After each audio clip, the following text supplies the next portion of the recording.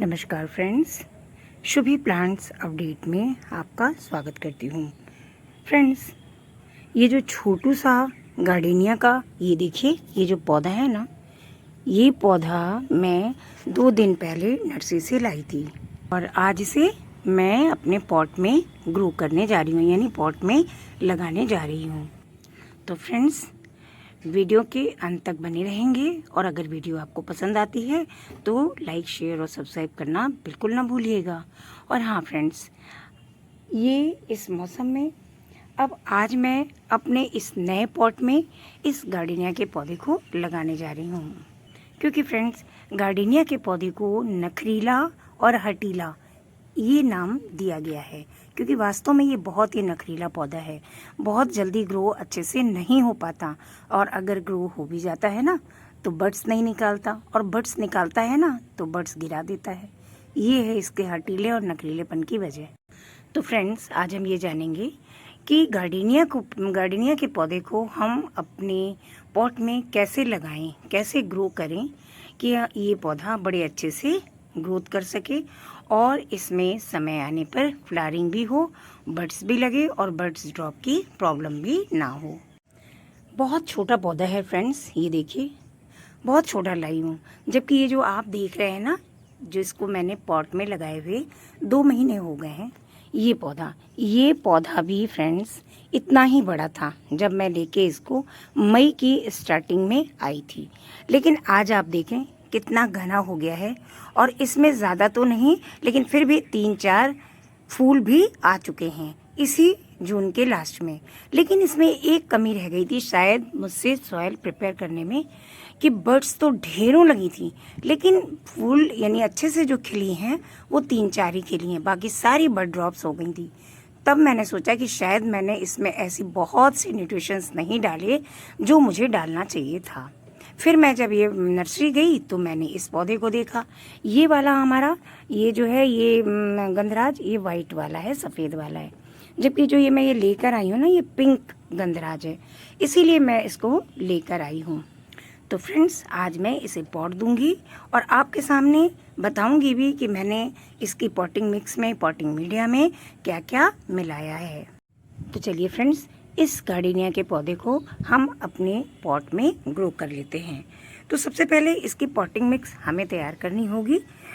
Potting mix ऐसी होनी चाहिए फ्रेंड्स जो बिल्कुल भी हार्डी ना हो, यानी सॉफ्ट पॉटिंग मिक्स हमें बनानी है, जिसमें हमारा ये गार्डनिया का पौधा बहुत अच्छे से ग्रो कर सके। सॉफ्ट सॉइल में ही गार्डनिया का पौधा बहुत अच्छे से ग्रो करता है और इसकी फ्लावरिंग भी समय से और बहुत अच्छी मात्रा में होती। गार्डनिया के पौधे के लिए जब भी हम पॉटिंग मिक्स तैयार करें, हमें ये ध्यान रखना होगा कि पॉटिंग मिक्स ऐसी हो जिसमें पानी बिल्कुल भी खड़ा ना हो। देखिए रेनी सीजन चल रहा है फ्रेंड्स, और आज मेरे यहाँ बरसात भी बहुत हुई है, लेकिन आप देख सकते हैं कि ये मिट्टी ज़रा भी लड्डू नहीं बन रही है। इसमें पानी तो ज़रूर गिरता है, डला भी जाता है, लेकिन बड़ी आसानी से ये पानी निकल जाता है। तो सॉइल मिक्स ऐसी बनाएं, ऐसी प्रिपेयर करें जो काफ़ी सॉफ्ट हो और वेल ड्रेन हो, साथ ही इसमें पानी खड़ा होना नहीं चाहिए।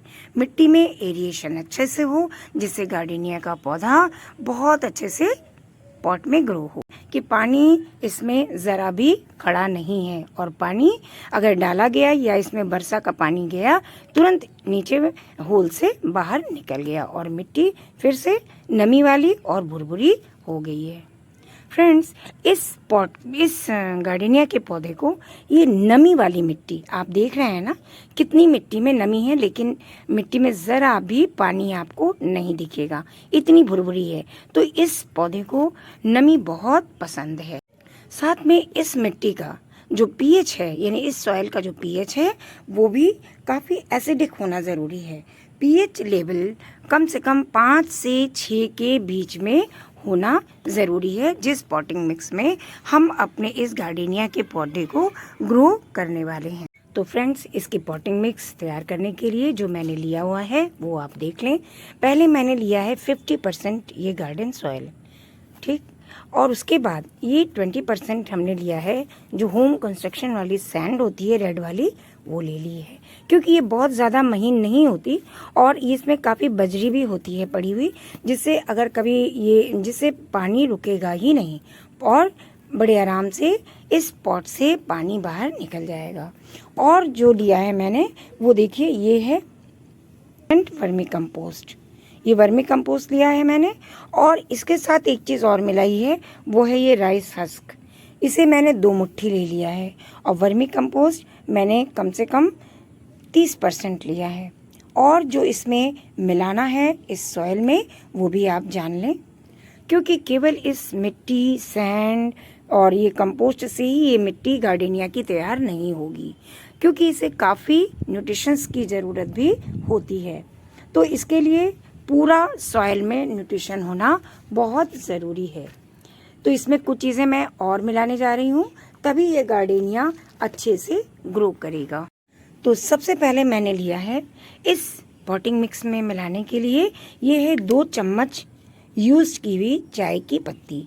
आपको पता भी है कि चाय की पत्ती में पोटेशियम बहुत अच्छे मात्रा में होता है और साथ में ये मिट्टी को एसिडिक भी बनाती है। और चूँकि ये गार्डनिया का पौधा एसिड लवर है, इसलिए इसको चाय की पत्ती हर हाल में देना ज़रूरी है। मैंने यूज़ की भी चाय की पत्ती ली है, आप कोई भी फ्रेश चाय की पत्ती भी आप ले सकते हैं। तो इसकी क्वांटिटी 2 चम्मच है। इसके अलावा मैंने लिया है ये 1 चम्मच भर के म्यूरेट ऑफ पोटाश। ये जैसा कि नाम है, इसमें पोटाश काफ़ी अच्छी मात्रा में पाया जाता है, तो इसलिए मैंने इसको भी 1 चम्मच ले रखा है। और साथ में लिया है ये आधा टीस्पून यानी हाफ टीस्पून आप देख रहे हैं, ये है एप्सम सॉल्ट यानी मैग्नीशियम सल्फेट MgSO4। इसे डाल देने से हमारा ये जो गार्डनिया का पौधा है, इसकी पत्तियां कभी पीली नहीं पड़ेंगी। आप देख लीजिए, मैंने ये सब डालकर इसी पॉटिंग मिक्स को बनाया था, जिसमें आप एक भी पत्ता इस गार्डनिया में जो 2 महीने पहले मैंने लगाया है पीला आपको नहीं दिखाई देगा। अब लिया है मैंने ये है DAP यानी डाई अमोनियम फास्फेट। इसे मैंने लिया है क्योंकि बहुत छोटे छोटे इसके दाने हैं, छोटे दाने वाली DAP है, इसलिए मैंने इसको 1 टीस्पून ले लिया है, जिसमें करीब 30 से 40 दाने महीन महीन हैं, बिल्कुल सरसों के बराबर। तो ये दाने हैं, इसमें काफ़ी मात्रा में नाइट्रोजन और फॉस्फोरस पाया जाता है, तो इसे भी इस गार्डनिया के पौधे के लिए काफ़ी ज़रूरी है। DAP जैसा कि आप जानते हैं पौधे को घना भी करती है और सबसे बड़ी बात फास्फेट भी पौधों को देती है, न्यूट्रिशंस काफ़ी देती है, जो कि बड्स लाने में और फ्लावरिंग में काफ़ी मदद करती है। गार्डनिया ऐसा पौधा है फ्रेंड्स, जिसे सारे पोषक तत्व चाहिए होते हैं। उसमें फॉस्फोरस हो, जैसी मिट्टी आप तैयार कर रहे हैं उसमें फॉस्फोरस होना चाहिए, उसमें नाइट्रोजन होना चाहिए, पोटेशियम होना चाहिए, और आप इसमें केमिकल खाद भी मिला सकते हैं। इसके लिए बैलेंस NPK ले लें, यानी 19-19-19 या 20-20-20। तो इसे भी आप अपने पॉटिंग मीडिया में मिला सकते हैं, लेकिन इस समय मैं नहीं दूंगी इसको। मैं नेक्स्ट टाइम यानी इसको ठीक 20 दिनों के बाद मैं ये NPK 19-19-19 या 20-20-20 लेकर अपने गार्डनिया की मिट्टी में डाल दूंगी। यानी मिट्टी को एसिडिक बनाने के लिए इसका होना बहुत ज़रूरी है। मेरे ख्याल से ये सब आप जानते होंगे, खैर अगर नहीं जानते हैं तो मैं बता देती हूँ। ये है फिटकरी यानी एलम, ये इसमें एल्युमिनियम फास्फेट भी कहा जा सकता है। इससे मिट्टी काफ़ी एसिडिक बनती है और गार्डनिया के पौधे के लिए तो ये डालना बहुत ज़रूरी है। तो कम से कम 1 बड़ा टुकड़ा आप इसी तरह से ले लें, इसको तोड़ने की भी ज़रूरत नहीं है। जब आप अपनी मिट्टी पॉटिंग मिक्स में डालेंगे तो धीरे धीरे ये इसके सारे असर, इसका सारा इफेक्ट मिट्टी में जाएगा और हमारी इस पॉट की मिट्टी काफ़ी एसिडिक बनेगी। अब फ्रेंड्स, इस मिक्सचर को यानी जो मैंने सारी चीज़ें इसमें मिक्स कर ली हैं जितनी मैंने आपको दिखाई थी, अब इस मिक्सचर को, इस सॉइल मिक्स को मैं अपने इस पॉट में लगा दूंगी। साथ में ये बताती चलूँ कि मैंने इस गार्डनिया के छोटू सी गार्डनिया के पौधे के लिए, या यूँ कह लें इसे भी मैं इतना ही बड़ा लेकर आई थी, तो इसे भी मैंने ये 10 इंच का ही पॉट दिया हुआ है। तो आज भी मैं इसे 10 इंच के पॉट में ही ग्रो करने जा रही हूँ, क्योंकि गार्डनिया जब बहुत बड़ा होता जाता है तो नेक्स्ट ईयर इसके पॉट को आप चेंज कर सकते हैं। तो इसलिए अभी मैं इसे 10 इंच के पॉट में ही लगा रही हूँ, क्योंकि मेरा पौधा भी काफ़ी छोटा है। तो ये पॉटिंग मिक्स मैं अपने इस पॉट में भर लूँगी। किसमें करीब कम से कम 6 होल मैंने कर रखे हैं, और 6 होल में मैंने ये ठीकरे लगा दिए हैं, जिससे जब भी ओवर वाटरिंग की समस्या हो जाए तो कभी भी पानी इसमें खड़ा ना रहे और पानी होल के माध्यम से निकल जाए। तो अब मैं इसमें अपना पॉटिंग मिक्स भर लेती हूँ। भरने का रीज़न क्या है वो भी मैं बता दूँ। राइस हस्क से हमारी मिट्टी हमेशा एसिडिक बनी रहेगी। भले ही आप उसमें कभी ये फिटकरी डालना भूल भी जाएं तो कोई बात नहीं, मैं और भी एसिडिक बनाने की तरीके और भी बता दूंगी इसमें। लेकिन इससे पहली चीज़ तो मिट्टी एसिडिक रहती है। दूसरी चीज़, जो पॉटिंग मिक्स हम बना रहे हैं ये काफ़ी एरिएशन वाली होती है। इसमें बड़े आसानी से हमारी मिट्टी सांस लेती है और हमारी रूट्स को भी पूरी ऑक्सीजन मिल पाती है। इसलिए जब भी आप गार्डेनिया लगाएं उसमें कम से कम 1 से 2 मुट्ठी पॉटिंग अपने पॉट के हिसाब से राइस हस्क लगा देना ज़रूरी है, यानी राइस हस्क मिलाना ना भूलें। फ्रेंड्स, इसको मैंने भर लिया अपने पॉट को। अब मैं ये जो पौधा लाई हूँ इसके ग्रो बैग को मैं बड़ी सावधानी से निकाल के अलग कर लूँगी। ये देखिए फ्रेंड्स, इसे मैंने अपने इस ग्रो बैग से हटा लिया है, ये देखिए। और अब इसे मैं इसमें लगा दूँगी। इसके रूट बॉल को बिल्कुल भी नहीं छेड़ना है, क्योंकि अगर आप रूट बॉल छेड़ेंगे तो पौधा डिस्टर्ब हो जाएगा और शॉक में चला जाएगा। इसलिए इतना ध्यान रखें कि पौधे की रूट बॉल को आप लगाते समय पॉट में बिल्कुल भी ना छेड़ें। अब फ्रेंड्स देखिए, ये पौधा लग गया। इसमें हम अच्छे से इसकी पॉटिंग मिक्स में, इसकी मिट्टी में अच्छे से पानी दे देंगे, क्योंकि ये मिट्टी काफ़ी सूखी हुई थी। तो अगर पानी नहीं देंगे तो जितने खाद को हमने इसमें डाला है वो अच्छे से वर्क करना स्टार्ट नहीं करेगा। तो देखिए, इसमें हमने अच्छे से पानी भी डाल दिया। अब बात करेंगे इसकी ओवरऑल केयर की। अब फ्रेंड्स, अगर हम गार्डेनिया की वाटरिंग की बात करें तो इसे पानी डेली चाहिए। इस समय रेनी सीजन है तो पानी तो बरस ही रहा है, तो इसमें देने की आवश्यकता ही नहीं है। जब आपको लगे कि मिट्टी काफ़ी सूख गई है तब आप पानी डालें, नहीं तो इस रेनी सीजन में बहुत ज़्यादा पानी डालने की ज़रूरत नहीं है, क्योंकि इसे ओवर वाटरिंग बिल्कुल भी पसंद नहीं है। मैंने डाला है पानी, आप एक चीज़ देखें, जब मैंने इसमें पानी भर के डाला है तो देखिए ये सारा पानी नीचे चला गया। इसका मतलब ये पॉटिंग मिक्स यानी पॉटी मीडिया बहुत ही लाइट बन के तैयार हुई है।